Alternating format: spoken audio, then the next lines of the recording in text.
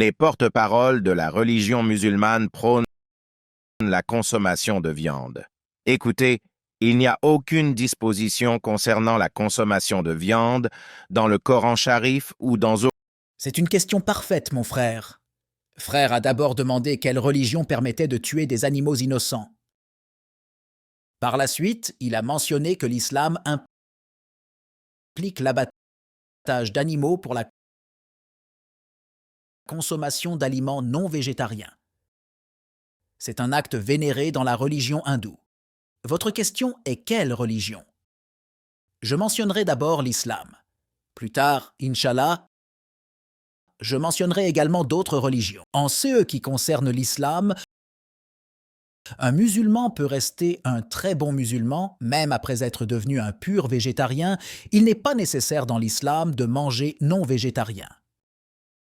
Ce n'est pas un devoir, parce qu'Allah Subhanahu et Ta'ala nous l'ont permis. Il est écrit dans le Coran Majid que dans la sourate Maïda, sourate numéro 5, verset numéro 1, les animaux qui vous sont permis, halal, les animaux à quatre pattes qui sont permis, halal, pour vous, vous pouvez les manger. Il est écrit dans la sourate Nain, dans la sourate numéro 16, verset numéro 5, que vous pouvez manger la viande de ces animaux qui sont halal pour vous. Ceci est également écrit à de nombreux endroits dans la sourate Momin, sourate numéro 23, verset numéro 18. Vous pouvez manger de la viande provenant d'animaux autorisés, halal. Lorsque notre Créateur, notre Seigneur, notre Allah Subhanahu et Ta'ala nous le permettent dans le Saint-Coran, alors pourquoi ne devrions-nous pas manger?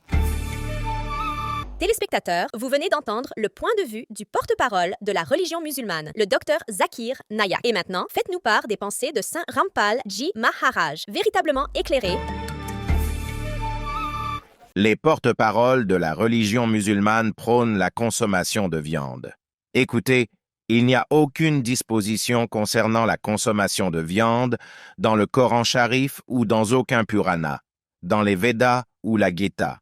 Si dans certains Puranas, et si dans certains Corans, et si plus loin dans la Bible, où Dieu, Allah ou Akbar, le Dieu Tout-Puissant, a créé l'univers en 6 jours.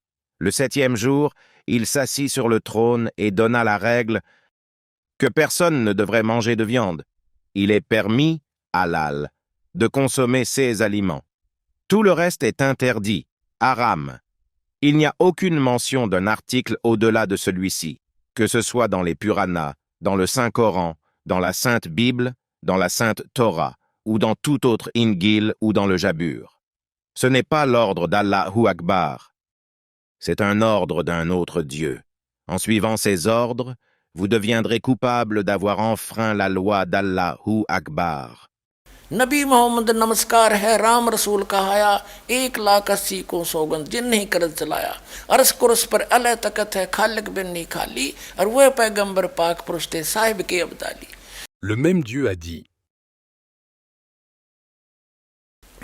जो नरगोशत खाते हैं प्रत्येक राक्षस जान, इसमें संशय है नहीं, हिंदू खाइयो चाहे मुसलमान. Signifie que ceux qui mangent de la viande sont des démons, astérisque, que ceux soient un hindou ou un musulman. Vous avez créé ces formules vous-même. Ce sages n'ont pas émis de tels commandements. मांस खावे सो ढेड सब और मद पीवे सो नीच और कुल की दुर्मति पर हरे भगवान कहे सो ऊंच. On dit que quiconque mange de la viande est un imbécile, qu'il soit hindou, musulman, sikh ou chrétien. Et on dit que si vous buvez de l'alcool, vous deviendrez méprisable. Celui qui consomme de l'alcool est un individu de petite taille et cause du tort à sa propre famille. Seuls ceux qui chantent sincèrement le vrai nom d'Allah ou Akbar sont élevés. Un mot de sage suffit.